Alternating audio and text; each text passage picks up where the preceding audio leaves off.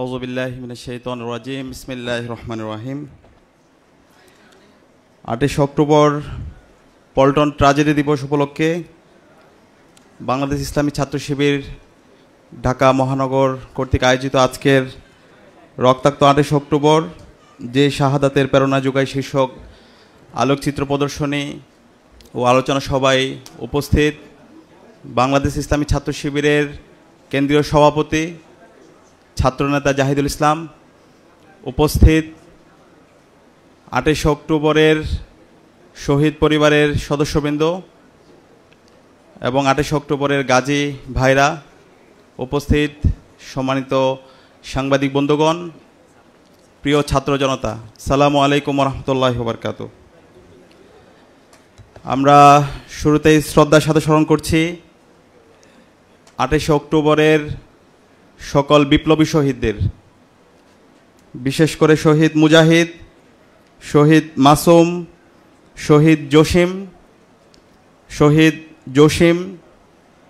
শহীদ রফিক, শহীদ ফয়সাল, শহীদ শাহজাহান আলী, শহীদ সাবের, শহীদ আরাফাত, রুহুল আমিন, শহীদ আব্বাস, শহীদ জাবের আলী, শহীদ হাবিব, সকল শহীদদেরকে আল্লাহ পাক সুবহানাহু ওয়া তাআলা সকল শহীদদের জান্নাতুল ফেরদৌসের মেহমান হিসেবে কবুল করুক, আল্লাহুম্মা আমিন।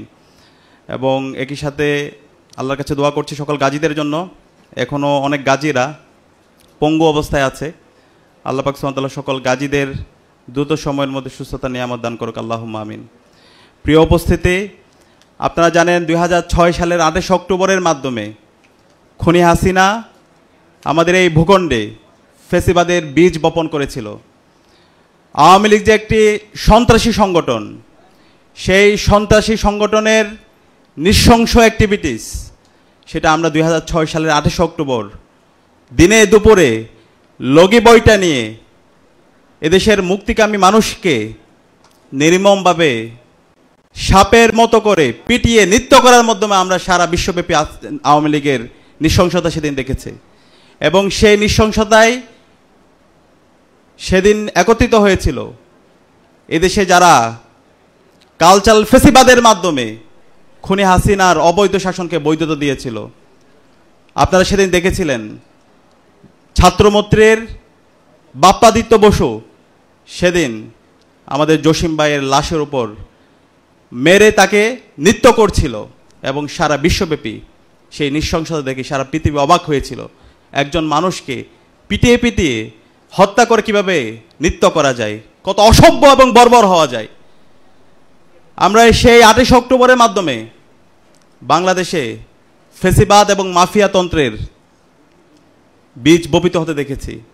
এবং এরপর থেকে খুনি হাসিনা অবৈধভাবে এদেশে ক্ষমতা দখল করেছিল এবং ক্ষমতা দখল করার পরে এদেশের দেশপ্রেমিক সেনাবাহিনীর 57 জন অফিসারকে হত্যা করেছিল। এবং এরপরে যারা এদেশে আজাদি আন্দোলন করেছিল, ফেসিবাদের বিরুদ্ধে আন্দোলন করেছিল, সবাইকে গুম, খুন, আয়নাগর, নির্মম নির্যাতন নিষ্পেষণের মাধ্যমে তাদেরকে দমিয়ে দিতে চেয়েছিল।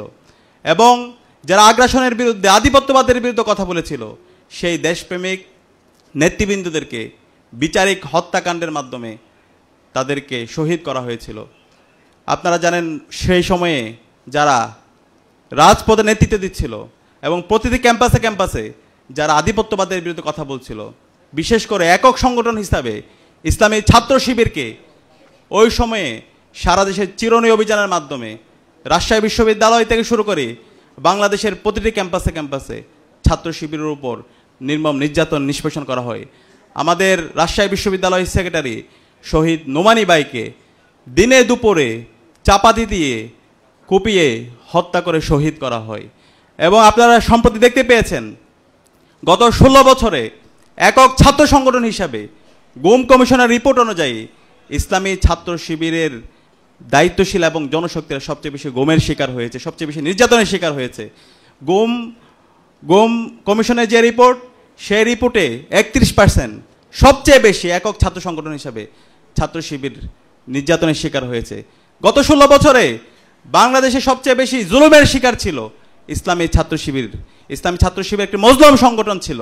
আমাদের শত শত নেতৃবৃন্দকে শহীদ করা হয়েছে। আমাদের হাজারো নেতৃবৃন্দকে পঙ্গু করা হয়েছে। আমাদের এখনও ইসলামী বিশ্ববিদ্যালয়ের ওয়ালিউল্লাহ এবং আল মুকাদ্দিস ভাই কোথায় আছে আমরা জানি না। আমাদের এখনও 6 জন ভাই কোথায় আছে আমরা জানি না। আমরা অন্তর্বর্তীকালীন সরকারকে অনুরোধ করব, আমাদের গোমকৃত যে ভাইরা আছে, যাদেরকে খুনি হাসিনা এবং তার দোসররা গোম করেছে, তাদেরকে দ্রুত সময়ের মধ্যে আমাদের কাছে ফিরিয়ে দিতে হবে।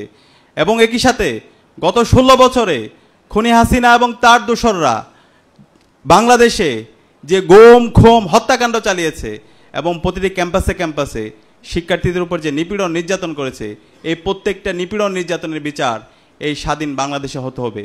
আপনারা জানেন 2012, 13, 14 সালে বাংলাদেশে ফেসিবাদ বিরোধী অনেক বড় বড় আন্দোলন সংগ্রাম হয়েছে। 2013 সালের 28শে ফেব্রুয়ারি আল্লামা দেলোয়ার হোসেন সাঈদীর রায় পরবর্তী সারা দেশে গণহত্যা সংঘটিত হয়।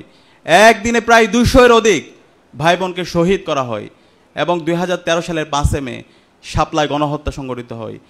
আল্লামা দেলোয়ার হোসেন সাঈদীর রায় পরবর্তী সারা দেশে যে গণহত্যা হয়েছিল, সেই গণহত্যার বিচার এখন পর্যন্ত হয়নি।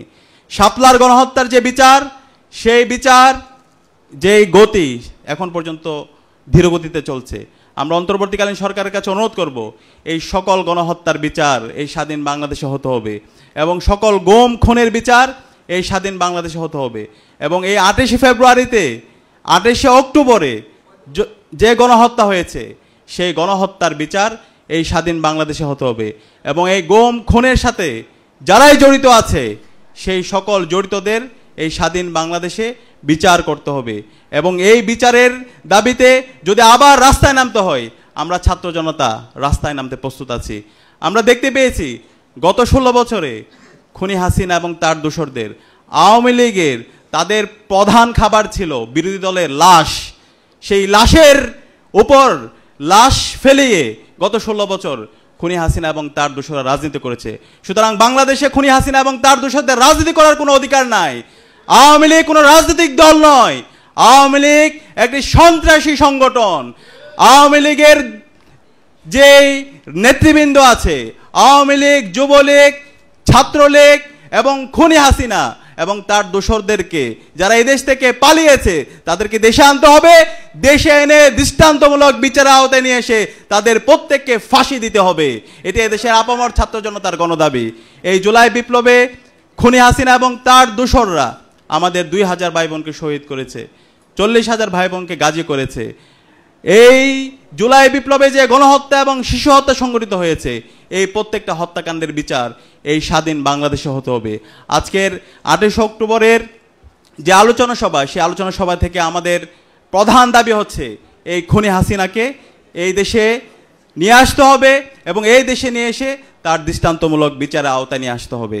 আমরা ইসলামী ছাত্র শিবিরের পক্ষ থেকে এদেশের মুক্তিকামী ছাত্র জনতাকে সাথে নিয়ে আবার যদি রাস্তায় নামতে হয়, সেই রাস্তায় নামার জন্য আমরা প্রস্তুত আছি। আজকের এই আয়োজনের জন্য বাংলাদেশ ইসলামী ছাত্র শিবির ঢাকা মহানগর শাখাকে, ঢাকা মহানগরের দায়িত্বশীল বৃন্দকে এবং শিবিরের সর্বপর্যায়ের নেতৃবৃন্দকে আন্তরিক মোবারকবাদ জ্ঞাপন করছি এবং ঢাকা বিশ্ববিদ্যালয় কেন্দ্রীয় ছাত্র সংসদের পক্ষ থেকে আজকের এই আয়োজনের সাথে আমরা সংহতি প্রকাশ করছি। আমাদেরও আজকে ঢাকা বিশ্ববিদ্যালয় কেন্দ্রীয় ছাত্র সংসদের আয়োজন আছে।